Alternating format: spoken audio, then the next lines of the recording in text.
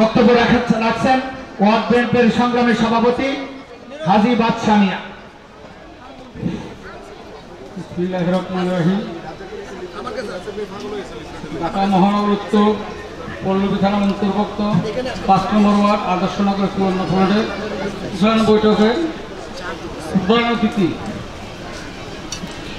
বাংলাদেশ জাতীয়তাবাদী দল বিএনপি ক্রীড়া সম্পাদক, ঢাকা মহানগর উত্তরের ২ বিভাগ সদস্য সচিব, বর্তমান ঢাকা মহানগর উত্তরের জাতীয়তাবাদী দল বিএনপির আহ্বায়ক, পল্লবী রূপনগরের গরিব মেহনতি মানুষের নয়নের মণি জনাব আমিনুল হক সাহেব। আজকে যে উঠান বৈঠকটা হয়েছে, আমরা প্রতিটা ইউনিটে সভাপতিকে সভাপতিত্ব করতাম। সেই অসুস্থতার কারণে তো সে উপস্থিত থাকতে পারেনি, কিন্তু অনুষ্ঠানটা সফল করেছেন, কষ্ট করে এত সুন্দর আয়োজন করেছেন। আমাদের ৫ নম্বর ওয়ার্ডের সাংগঠনিক সম্পাদক আমাদের ইউনুস সরকার সহযোগিতা করেছেন। ৫ নম্বর ওয়ার্ডের যুগ্ম সাধারণ সম্পাদক সুমন, রাসেল, পিছন থেকে আরও ভালো একটা সহযোগিতা করেছেন আমাদের জাহাঙ্গীর ভাই, মিস্টার, সবাই মিলে এই অনুষ্ঠানটা সুন্দরভাবে সহযোগিতা করেছেন। যে প্রশ্নগুলো আপনারা করছেন বাইরের কাছে, গ্যাস, বিদ্যুৎ, পানি, জলাবদ্ধতা, মাদক, কিশোর জ্ঞান, এগুলো প্রশ্ন উত্তর দিব। আপনি সংযুক্ত সময় আমাদের আসলে হয় না। আমাদের বিগত দিন বেশিরভাগ আওয়ামী লীগ সরকারের আমলে আমরা ৫ নম্বর ওয়ার্ডে যারা নেতৃবৃন্দে আছেন, আসলাম, আলিম ভাই, আমি বাদশা মিয়া, আমাদের আমিন ভাই, সবার সহযোগিতা, প্রত্যেকটা ইউনিটের সহযোগিতা আমরা যে সর্বোচ্চভাবে পুরো গ্রামে যত লোক নেয়, প্রত্যেকটা ওয়ার্ড এসে আমাদের লোক বেশি দেখবে। আমরা আগামীতে ২০২৬ ফেব্রুয়ারির হয়তো প্রথম সপ্তাহ বা দ্বিতীয় সপ্তাহ আশা করতেছি নির্বাচন হবে। আমরা এই নেতাগণ সহযোগিতা আমরা ফেব্রুয়ারি নির্বাচনে আমরা সর্বোচ্চ বাইকে উপহার দেব, সর্বোচ্চ ভোট। সবাই রাজি আছেন? আমরা আশা করতেছি ইনশাআল্লাহ আমরা ঐক্যবদ্ধ ছাত্র দল, যুব দল যারাই আছি ৫ নম্বর ওয়ার্ডে, আমরা প্রত্যেকটা ওয়ার্ড এসে মিনিমাম ২০,০০০ ভোট বেশি দেব ইনশাআল্লাহ আমাদের ৫ নম্বর ওয়ার্ড থেকে ইনশাআল্লাহ। আমাদের বেশি বক্তব্য রাখবো না, বক্তব্য রাখছি অতিরিক্ত মনে হয় বেশি হয়ে গেছে যে সময়, সেই আমার বক্তব্য এই যে শেষ করি। বাংলাদেশ জাতীয় দল জিন্দাবাদ, শহীদ মোবারক, বেগম খালেদা জিন্দাবাদ, তরুণের রহমান তারেক রহমান জিন্দাবাদ। আসসালামু আলাইকুম।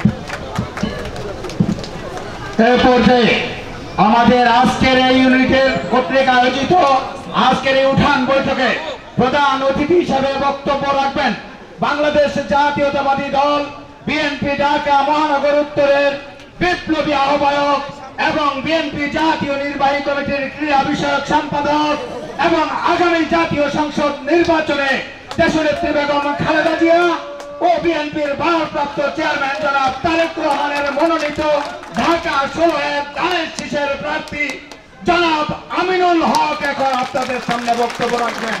জনাব আমিনুল হক। বিসমিল্লাহির রহমানির রহিম।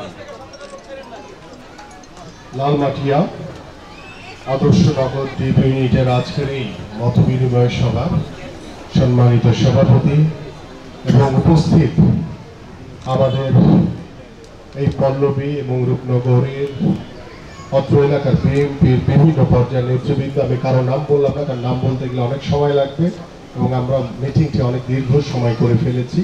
এবং উপস্থিত আমাদের বিএনপির স্থানীয় নেতৃবৃন্দ এবং আমার সামনে ভূমিষ্ঠ যাদের জন্য এই আয়োজন, যাদের জন্য আমার এখানে উপস্থিতি এবং যারা আপনারা এখানে বসে আছেন, আমার পিতৃ সমতুল্য বাবারা রয়েছেন, মাতৃ সমতুল্য মায়েরা রয়েছেন, ভাইরা রয়েছেন, বোনেরা রয়েছেন, বন্ধুরা রয়েছেন, অনেকে ছোট ভাই রয়েছেন, আমাদের বোনেরা রয়েছেন অনেকেই, আমি সবাইকে জানাচ্ছি।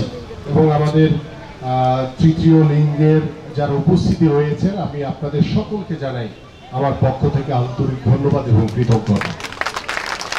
প্রিয় নেতৃবৃন্দ, আমি এবং প্রিয় উপস্থিতি যারা আমার প্রিয় এলাকাবাসী, আমি এখানে কোনো রাজনৈতিক বক্তব্য দিব না। আমি আপনাদের সমস্যাগুলো যে শুনেছি সেই সমস্যাগুলো যেটা আমি পারবো সেটা আমি এখন আগামী কয়েকদিনের ভিতরে চেষ্টা করব সমাধান করে দেওয়ার জন্য। আর যেহেতু আমরা তো ক্ষমতায় নাই, আমরা তো কোনো সরকারে নাই, আমরা চেষ্টা করছি এদেশের সাধারণ একজন নাগরিক হিসেবে আমরা আমাদের যে দায়িত্ববোধ, যে কর্তব্যবোধ রয়েছে এলাকার মানুষের পাশে থেকে, আপনাদেরকে সাথে রেখে, আপনাদের সঙ্গে থেকে কিভাবে আমরা নিজ নিজ এলাকার সমস্যাগুলো সমাধান করা যায় সেই সমস্যাগুলো আমি চেষ্টা করব যেটা আমার সামর্থ্যের ভিতরে রয়েছে সেটা তাৎক্ষণিকভাবে সমাধান করে দিতে।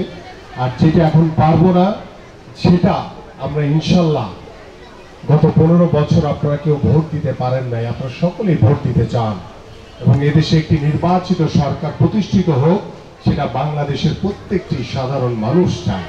এবং সেই আগামী ফেব্রুয়ারিতে যে অবাধ, যে সুষ্ঠু একটি নির্বাচন হবে, সেই নির্বাচনে আপনাদের ভোটে, এদেশের সাধারণ মানুষের ভোটে যদি বাংলাদেশ জাতীয়তাবাদী দল বিএনপি নির্বাচিত হয়, আপনারা যদি আমাকে নির্বাচিত করেন, তাহলে আমি আপনাদের কাছে ওয়াদা করে যাচ্ছি প্রত্যেকটি কাজের সমাধান হবে ইনশাল্লাহ, প্রত্যেকটি সমস্যার সমাধান হবে ইনশাল্লাহ। সেটা মুখে না, এটা কাজে প্রমাণ করে দিব।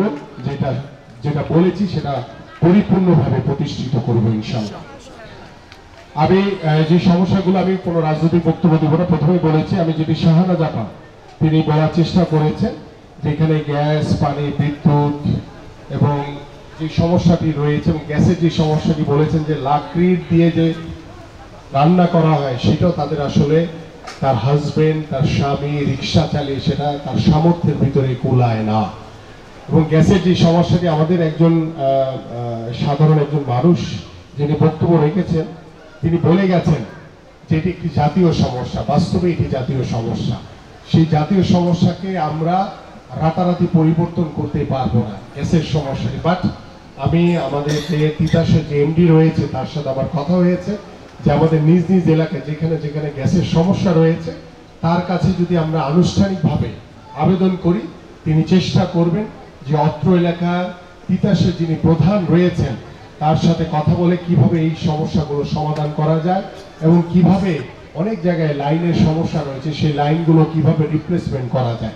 ঠিক একইভাবে আমাদের পানির সমস্যা রয়েছে, যদি বিদ্যুতের কোনো সমস্যা থাকে সেই বিদ্যুতের সমস্যাগুলো আপনারা চেষ্টা করবেন যে ডেস্কোর মাধ্যমে, যেমন আমাদের স্কুলের ফরিদ সাহেব বলে গেলেন যে তার এখানে একটি পিলার দরকার, পিলারটি অনেক দূরে, ফরিদ সাহেব বলেছেন দেখি তাই না, তো ফরিদ সাহেব বলেন যে পিলার দরকার। তা আমার কাছে মনে হয় যে উনি ডেস্কোর কাছে যদি আবেদন করে তাহলে আমি সেই কপিটি আমি আমাদের যে ডেস্কোর এমডি রয়েছে ব্রিগেডিয়ার শামীম সাহেব, তিনি অত্যন্ত আন্তরিক, তার সাথে কথা বলে আমরা দ্রুত সময়ের ভিতরে ইনশাল্লাহ স্কুলের সামনে একটি পিলারের ব্যবস্থা করে দিতে পারবো, যেটি আনুষ্ঠানিকভাবে ইনশাল্লাহ আমরা দ্রুতই উদ্বোধন করতে পারবো বলে আমরা আশা করি। আমাদের শেখ আলিয়া হাসান সাহেব ঈদগাহ মাঠ পেয়েছি বলেছেন, আদর্শ নগরের মাঝখানে মাঠ সংস্কার করলে ভালো হয়। গ্যাস এবং মসজিদ মাদ্রাসার কিছু সমস্যা রয়েছে এবং মাদকের সমস্যার কথা বলেছেন। আমরা এখানে যেটি মাঠের বিষয়টি, ঈদগার একটি বিষয় বলেছেন এবং মাঠের আরো বড় মাঠ, এবং আমাদের ত্রিদুলঙ্গির একজন বলেছেন একটি বড় মাঠের কথা।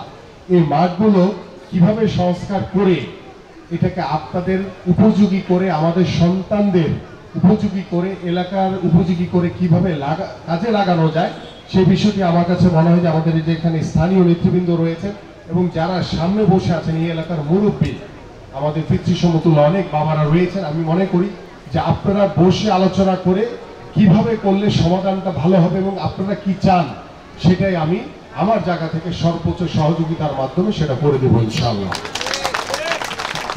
এবং আমাদের রুমাপা বলেছেন বৃষ্টি আসলে ঘর দুয়ার ডুবে যায়, এটি আমাদের জলাবদ্ধতার কারণ। ইতিমধ্যে আমাদের এই জলাবদ্ধতা নিরসনের জন্য আমাদের কিন্তু সিটি কর্পোরেশন থেকে বিভিন্ন এলাকায় খাল, আমাদের বিভিন্ন ড্রেনেজ যেখানে ময়লা জমে থাকে সেখানে কিন্তু পরিষ্কার করার চেষ্টা করছে। বাট এই ময়লার যে বিষয়টি, এই যে ড্রেনেজের যে সমস্যাটি, যে খালের যে সমস্যাটি, এটি কিন্তু আমরা যদি নিজেরা কিছুটা না অনেকাংশেই সতর্ক হই তাহলে কিন্তু অনেক সমস্যার সমাধান আমাদের নিজেদের মাধ্যমেই হয়ে যায়। কারণ আমরা যখন একটি ময়লা ফেলি তখন আমরা চিন্তা করি ফেলি না যে এটা যে ফেলছি এই ময়লাটি জমে কিন্তু আমাদের এই জলাবদ্ধতা বৃদ্ধি করছে।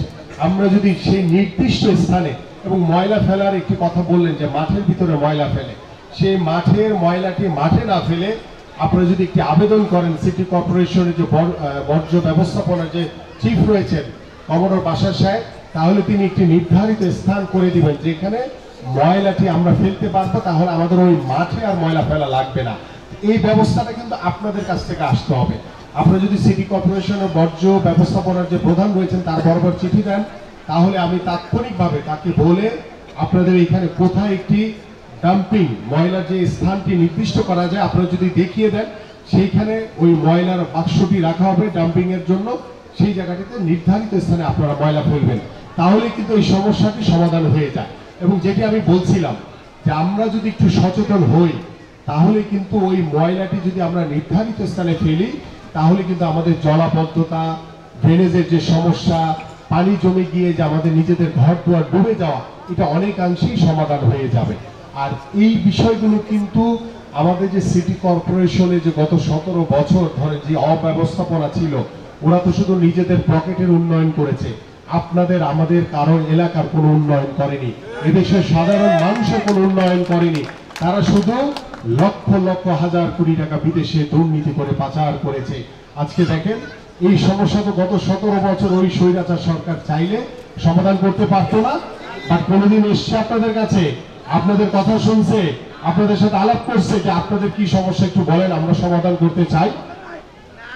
এরা কিন্তু করে নাই। কিন্তু দেখেন আমরা বাংলাদেশ জাতীয়তাবাদী দল বিএনপি, আমরা সব সময় এদেশের জনগণের জন্য রাজনীতি করেছি, আমরা এদেশের জনগণের কল্যাণের জন্য রাজনীতি করছি, আমরা আপনাদের উন্নয়নের জন্য কাজ করছি।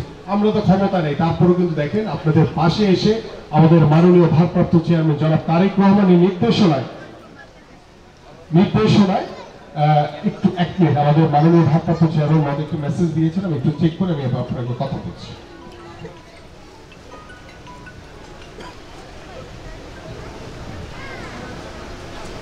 একটা সেকেন্ড।